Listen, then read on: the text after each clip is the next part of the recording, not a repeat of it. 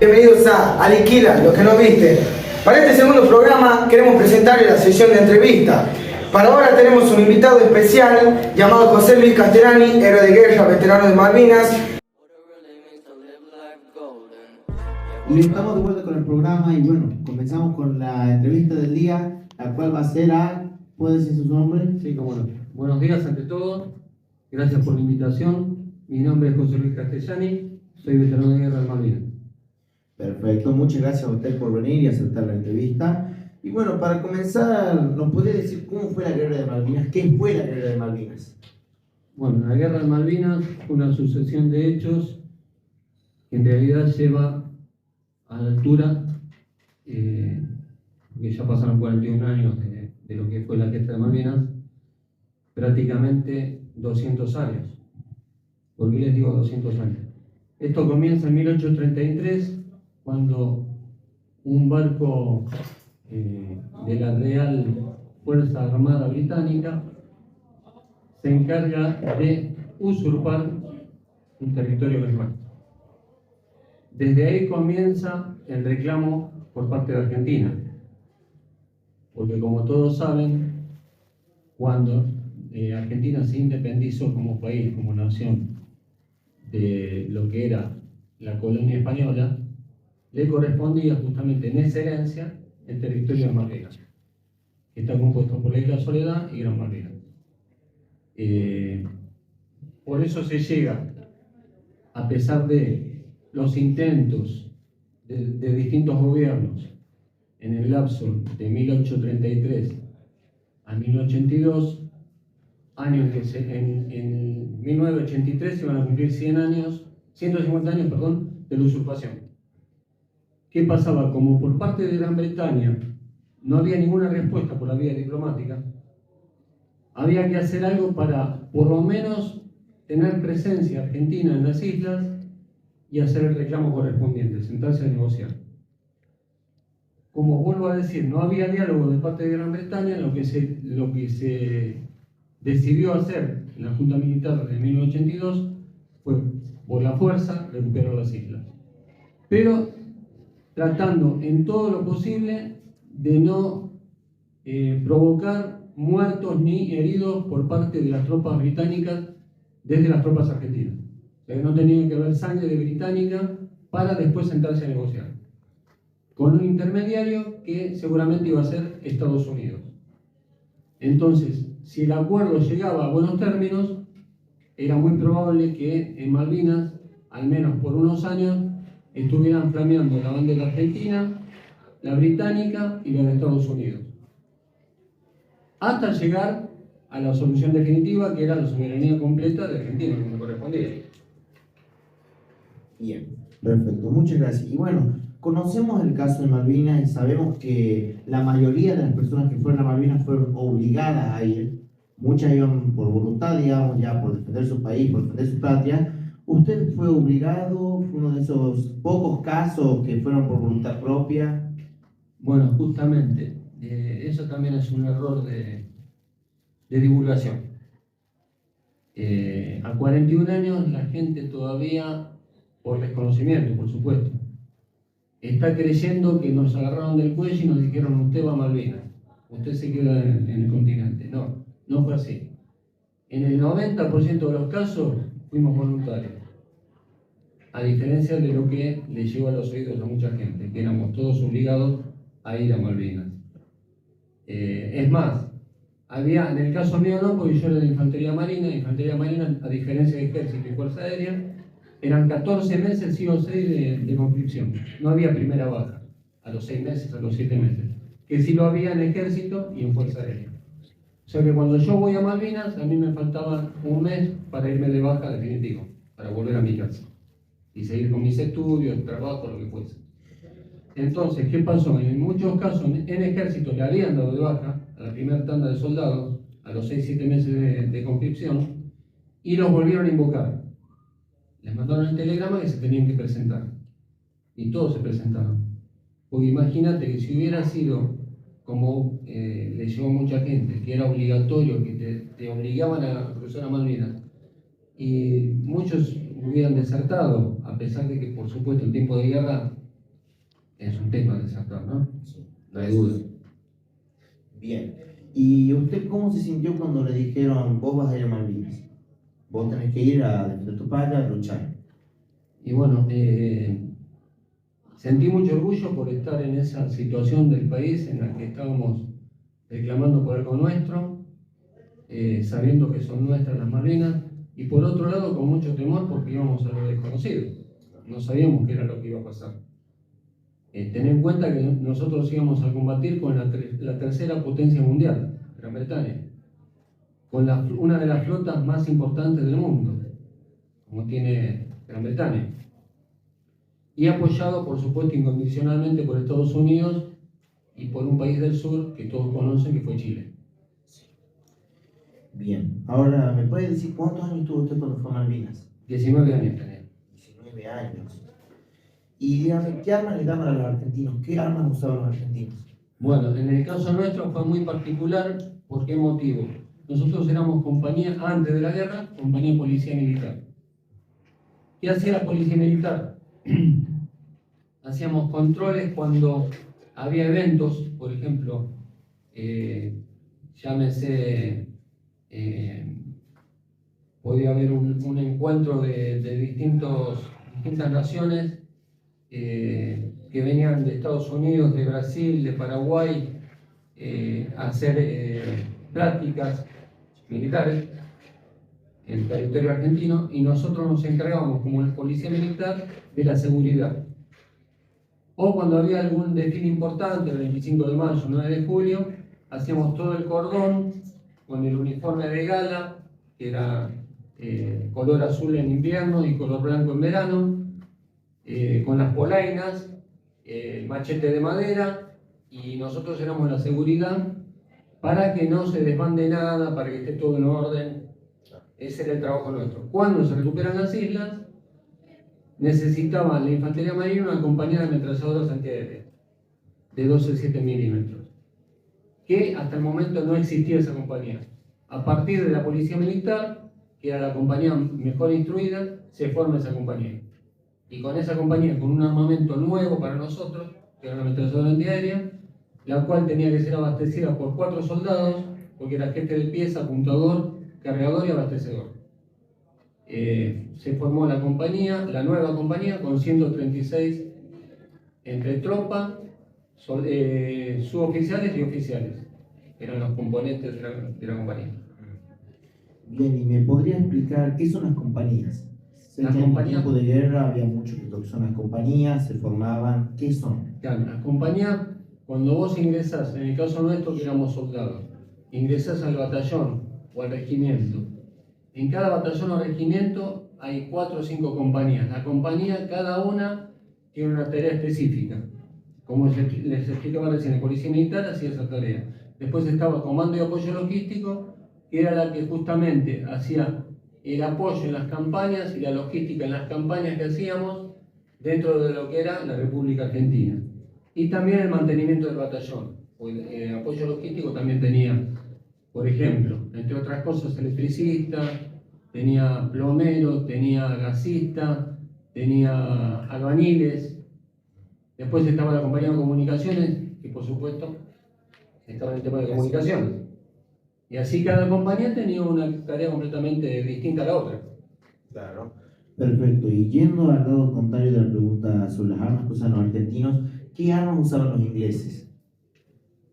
Bueno, los ingleses tenían un fusil similar al FAL, que era el nuestro, de menor calibre, porque ¿qué pasa? El FAL es un arma muy potente, con un alcance de tiro de 2000 metros. A 700 metros un FAL, si tenés 2 personas una atrás de la otra, mata a las 2 personas, para que te des una idea.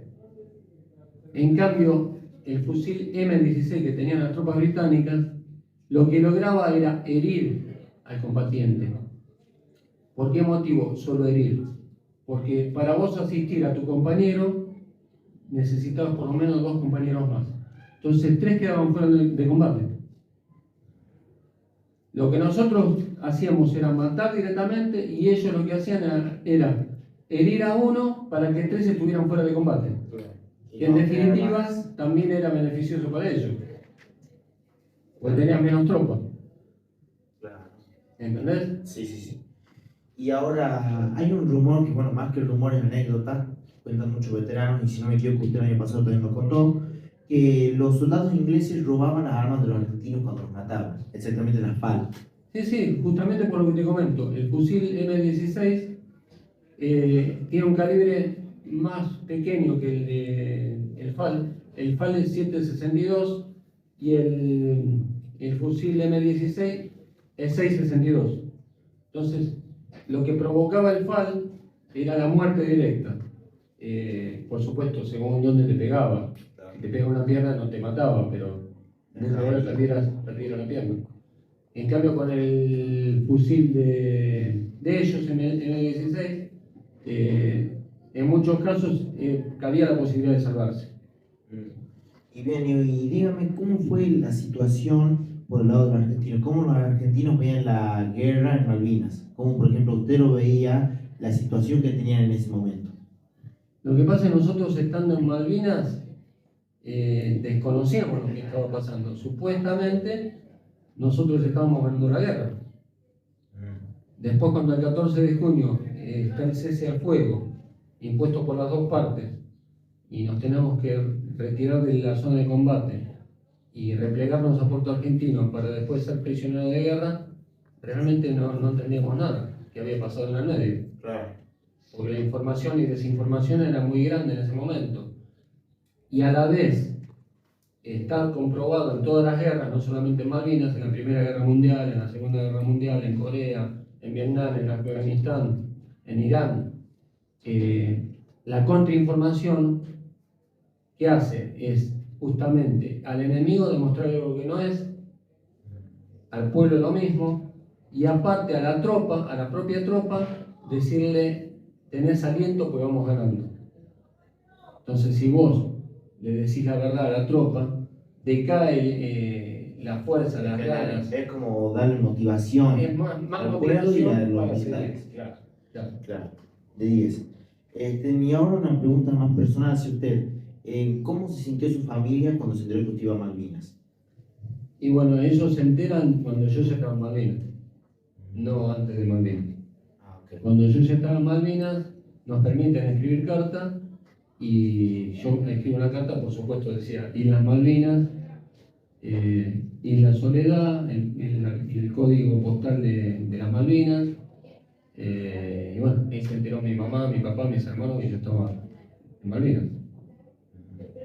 Y bien, ahora le vamos a pedir que por favor nos cuente una anécdota, la que a usted más le guste, sobre su experiencia en Malvinas. Bueno, tengo miles de anécdotas, pero bueno, te voy a contar una que fue cuando termina la guerra. Nosotros estábamos en Puerto Argentino nuevamente, el 14 al mediodía, y pasamos esa primera noche ahí en Puerto Argentino. Ya las tropas británicas se estaban acercando a lo que era Puerto Argentino. Y nosotros, a pesar de, teníamos todavía el arma personal de cada uno, a pesar de que ya estaban las tropas británicas. Entonces, en el caso nuestro, yo era cargador de ametralladora antiaérea, tenía la pistola 1125, la cartuchera, lo mismo el apuntador, los fusiles FAL, los que eran jefes de pieza y abastecedores, y hacían todas las tropas de argentinos. ¿Qué pasa? El 15 de la mañana tenemos que empezar a entregar el armamento, el casco, el correaje, que es un cinturón muy ancho, donde van prendidos la caramañola, la cartuchera, todo lo que vos necesitas en combate. Y emprendimos un camino de 6 kilómetros al viejo aeropuerto de Malvinas. Capriotti, que es el apuntador de la ametralladora antiaérea, que somos hermanos, imagínate, vivimos toda la guerra juntos, todas las situaciones peligrosas las vivimos juntos, recibimos la carta de los padres de uno y del otro juntos y las leímos juntos, y nos cuidamos durante toda la guerra. Entonces él consiguió en el comando de infantería una bolsa de alpillera para cada uno, vacía. y él la cargó de alimentos, lata de conserve, lata de atún, cabala, dulce de leche, chocolate, los dos por igual. Entonces, claro, él es un muchacho, un hombre de 140 kilos, 2 metros de altura. Yo en ese momento pesaba 60 kilos, 1,80 m. Y a medida que íbamos avanzando, cuando él no me veía, yo iba tirando latas a la vera del camino. Iba tirando latas. Cuando llegamos al viejo aeropuerto, a mí me quedaban 3 latas. Y tenía la bolsa completa. Entonces me dice, ¿y ahora qué vamos a comer? A mí la mano no la podía cargar, era muy pesada la bolsa. Y nos dimos con que en los hangares del aeropuerto estaba repleto de comida. De encomiendas que mandaban nuestros padres, vecinos, amigos, gente de todo el país, que apoyaban la causa de Malvinas y querían que a nosotros no nos faltara nada. Bufandas, gorros, hasta guitarras habían mandado. Y bueno, ahí nos desayunamos que habíamos pasado necesidad sin necesidad. Sí, necesita. Valga la redundancia, ¿no? Claro. Pasamos necesidad sin necesidad. Porque Porque tenían alimentos cosas. salían. El tema es que no había logística para que esos alimentos llegaran a las primeras líneas donde estábamos nosotros. O sea, distribución. Claro. Y ahora yo voy a pedir que por favor también cuente otra anécdota, pero una que conté el año pasado, que si no me equivoco tiene algo que ver con el baño y un bombardeo. ¿Puede ser? ¿Qué tiene que ver con? Que usted estaba en el baño y bombardeaba. Sí. Bueno, el baño habíamos improvisado, era como un cubo de chapa que debería tener no más de 1,50 m por 1,50 m por 1,20 m de alto aproximadamente. En un vértice tenía una especie de ojo de buey. Entonces lo habíamos montado en una viga de madera y ahí cuando teníamos que hacer nuestras necesidades saltábamos ese 1,20 m, hacíamos lo que teníamos que hacer y después saltábamos de nuevo para salir.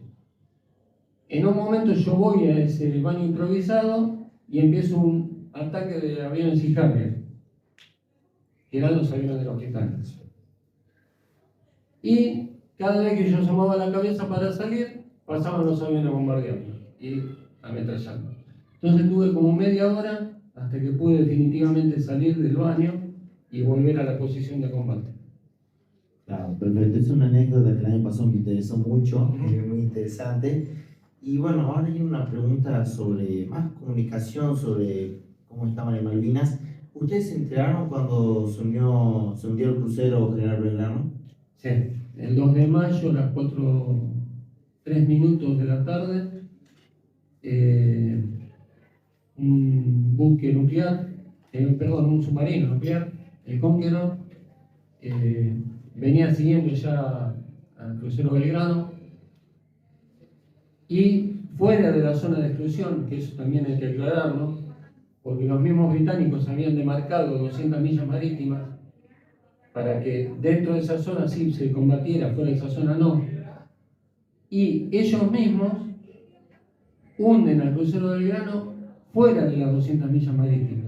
O sea que el hundimiento de ese crucero nuestro fue un crimen de guerra, que Argentina nunca reclamó. Ahí murieron 323 marinos. ¿Y me puede decir por qué no fue reclamado? ¿Por qué cree usted o hay algún dato, algo? Mirá, acá el tema es que el 14 de junio, cuando todavía nosotros estábamos en Malvinas, empezó la desmalvinización. Entonces, como decir, acá no pasó nada, acá no hubo una guerra, acá no hubo muertos, acá no hubo heridos. De hecho, nosotros llegamos, en mi caso, a Ushuaia, con la almirante Iriza, que era buque hospital. Cuando descendimos del buque hospital, nos esperaban micros con los vidrios tapados para que la gente no nos viera. Parecía que éramos poco más que delincuentes, en lugar de ser combatientes de una guerra. Y la idea de los militares, que fueron los mismos que nos mandaron a la guerra, era que la gente no se comunicara con nosotros. Y es más, cuando nos dan la baja definitiva a los soldados, nos hacen firmar una declaración jurada por la cual no podíamos dar testimonio de lo que habíamos vivido a los medios de comunicación, ni tampoco a nuestros padres les podíamos contar lo que había pasado en Malvinas. y ya no sigue vigente ese... No, esto, imagínate, fue en el 82, a partir de esa vuelta de Malvinas y con todo el dolor de lo que habíamos vivido y la pérdida de compañeros. Yo, en mi caso, perdí 7 compañeros en Malvinas, que son nuestros héroes, y en total murieron 632 entre soldados, oficiales, suboficiales y civiles. Bien, ¿y usted tenía conocimiento de lo que pasaba en el país, de lo que decían en el país, de sucesos que pasaban durante usted estaba en la guerra? No, uno estaba tan ensimismado en lo que estaba pasando que lo único que nos habíamos enterado del Mundial de España. Pero no teníamos otra cosa en la cabeza. ¿Y comunicación con familiares, amigos, altos rangos? Por parte de nosotros, únicamente por carta, y algún que otro soldado tuvo la suerte de hablar por teléfono desde Puerto Argentino, pero fueron los menos los que pudieron hacer. Muy pocos. Muy pocos. ¿Y usted fue herido en guerra o algún conocido? No fui herido en guerra, pero existen otras heridas, que son las heridas que uno lleva en el alma, en el corazón, por lo que se vivió en la guerra. Tenemos todos estrés postraumático, lo cual te implica enfermedades psiquiátricas, psicológicas, por las que tenés que pasar por tratamiento. En el caso mío, lo pasé muy mal los primeros años. He llegado a estar internado en un psiquiátrico, un mes nada más. Gracias a Dios me recuperé pronto, pero llegué a tomar mucha medicación psiquiátrica durante unos cuantos años, y a muchos les pasó que por no querer recurrir a un psiquiatra para que los ayude, un psicólogo, terminaron suicidándose. Hoy viven, pero son alcohólicos, son drogadictos, o son padres pegadores. Bueno, todo tiene que ver con las secuelas de la guerra. las secuelas de la guerra. Sí. Y bueno, ¿usted cómo ve el panorama de la guerra? Desde su punto de vista, ¿cómo usted ve el panorama? ¿Creían que iban ganando? Durante la guerra teníamos toda la esperanza y la fe de que con el sacrificio de todo lo que estábamos, esto se podía ganar. De hecho, después nos enteramos, una vez culminada la guerra, por libros que han escrito los mismos británicos, que, por ejemplo, el comandante de la tropa británica, Jeremy Moore, había dicho en su libro que si la guerra duraba una semana más, Gran Bretaña, a pesar del apoyo que tenía de Estados Unidos y de Chile y de la OTAN, se hubieran tenido que volver a Gran Bretaña sin el triunfo que tuvieron. O sea que a pesar de todo eso, nosotros casi logramos tener la soberanía mediante esa guerra. En ese tiempo, no recientemente, pero sí estaba recién comenzando sus inicios la OTAN, que es el movimiento que surge después de la Segunda Guerra Mundial por parte de Inglaterra, Estados Unidos, que se fueron uniendo varios países como una defensa por si llega a haber guerra y defender a cualquier modo. Esto se estaba viendo, por ejemplo, en Ucrania, que si bien no formaba parte de la OTAN, ya estaba, ¿cómo decirlo?, intentando ya ser parte de este movimiento. Sí. En Argentina sufrió por culpa de la OTAN. Argentina estuvo metida en algo, la OTAN colaboró con armas. Sí, la OTAN colaboró con armamentos, aviones a Gran Bretaña. Sí, sin duda. ¿Y cuáles eran los aliados de Argentina en ese momento? Perú, siempre del minuto cero, Perú estuvo con nosotros, envió aviones y pilotos para capacitar a los pilotos argentinos en esos aviones, y desde la ONU, Belaúnde de Terry, que era el presidente de la ONU en ese momento, peruano, llamaba a la negociación entre Gran Bretaña y Argentina. Fíjate que se estuvo a punto de llegar a esa negociación y por eso Margaret Thatcher desde Gran Bretaña, que era la primer ministro de Gran Bretaña, da la orden, hundan el Belgrano. Porque ¿qué pasaba? A partir de que hundieran el Belgrano, ya no había vuelta atrás. Claro, ya estaba firmada la sentencia de guerra. Claro. Ya era, digamos, consciente que iba a haber una guerra. Claro, que se iba a claro. luchar. Sí, sí, sí. Y ahora, usted dígame, ¿vio fallecer algún inglés? ¿Mató a algún inglés? No, no, en la zona que estuve yo, que era Modiroc, tuvimos ataques aéreos, navales, aéreos durante el día, navales durante toda la noche. Hemos llegado a derribar un avión Sijale con la ametralladora antiaérea el 20 de mayo, que fue un día glorioso para nosotros, pero no llegamos al combate cuerpo a cuerpo porque el 14 se firma el cese al fuego y las próximas posiciones que iban a combatir eran las nuestras. Así que por cuestión de horas no entramos en combate cuerpo a cuerpo. Claro. Y bueno, por decir, ya sabemos que el 14 de junio fue el cese al fuego. Sí. ¿Cuándo volvió usted a Argentina? ¿Cuándo ya llegó, digamos, a su casa, con su familia? El 23 de junio llegué a Ushuaia. Estuve una semana en el batallón Vico, que era donde yo estaba haciendo la conscripción en Punta Alta. Y me dan un franco antes de darme la baja definitiva. Vuelvo a mi casa sin saber, mis viejos, yo pensé que no sabían que yo volvía. Y mi hermana mayor se había comunicado con el batallón para saber si yo estaba bien y si volvía a mi casa cuando volvía. Le dijeron que quédese tranquila porque su hermano está bien y está regresando a su casa. Va a llegar a Liniers, le dieron el horario y todo. Entonces ahí me estaban esperando mis hermanos, mis viejos, la que era mi novia en ese momento, y después terminó siendo la madre de mis hijos. Bueno, un montón de gente, vecinos, amigos. El barrio estaba repleto de gente, habían cortado la calle de mi casa para recibirme a mí. Así que fue muy, muy emotivo, muy lindo, no lo esperaba y muy emocionante.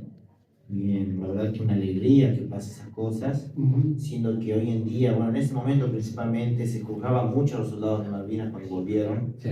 que la verdad es una lástima porque son personas como usted que fueron a luchar por nuestra patria y que sean juzgados, una pena y una vergüenza, por lo menos para mí una vergüenza por parte de los habitantes del país. Sí, fíjate que, como bien lo decís, no solo que fuimos rechazados, sino que nos decían los loquitos de la guerra. Entonces vos ibas a pedir un trabajo y lo primero que te preguntaban, como uno orgulloso presentaba el certificado de veterano de guerra, porque supuestamente el 1% de vacantes en el Estado era para nosotros, que nunca se cumplió. Cuando vos presentabas el certificado, en lugar de decirte gracias por lo que hizo por la patria, trataban por todos los medios de no tomarte porque supuestamente estábamos todos locos por haber estado en la guerra. Claro. Y bueno, hoy en día usted tiene contacto con alguna de las personas con las que estuvo en Malvinas, compañeros. Sí, sí, tengo contacto con los que estuvieron conmigo durante toda la guerra. Capriotti Arnaldo, que es el apuntador de la ametralladora antiaérea, yo era el cargador. Teníamos que estar durante toda la guerra juntos porque yo le tenía que cargar la banda de munición para que él pudiera disparar. Él es padrino de mi hija menor, Melina, que tiene 27 años, y a su vez yo soy padrino de su hija mayor, Geraldine, que tiene 34 años. Y la última vez que nos vimos fue en Rosario el año pasado. Noviembre del año pasado en Rosario, las Olimpiadas de Veterano de Guerra. Bien. Y ya para cerrar, por favor, le voy a pedir que haga una reflexión de Malvinas, sobre lo que fue Malvinas, cómo se siente y bueno, y cómo quiere que sea en un futuro, si quiere que van a ser nuestras, si piensa que puede llegar a haber algún otro conflicto armado o si puede llegar a resolver por medio de la negociación. Bien. Bueno, ¿qué siento de Malvinas? Siento, en primer lugar, que son nuestras. Y más ahora con los 632 que dieron su vida y todos los que murieron en posguerra, que son muchos. Pienso que, estoy seguro, que no tiene que existir otra guerra. En la guerra no hay ganadores y perdedores, todos pierden. La guerra es una situación en la que los padres terminan enterrando a los hijos. Situación poco normal. Y respecto a las nuevas generaciones, yo creo que ustedes lo van a lograr siempre por la vía diplomática, que la soberanía de Malvinas definitivamente llegue a buen puerto y que, bueno, que nuestra bandera, yo no creo que la vea, pero flamee en la isla Soledad y en Gran Malvinas. Perfecto, muchísimas gracias. Fue un placer tenerlo aquí en nuestro programa, en Aniquila lo que no viste. Es un orgullo para nosotros tenerlo aquí, que nos dé esta entrevista y bueno, tener el placer de conocerlo un poco más y que nos cuente su historia. Muchas gracias por ver y seguiremos con la próxima entrevista.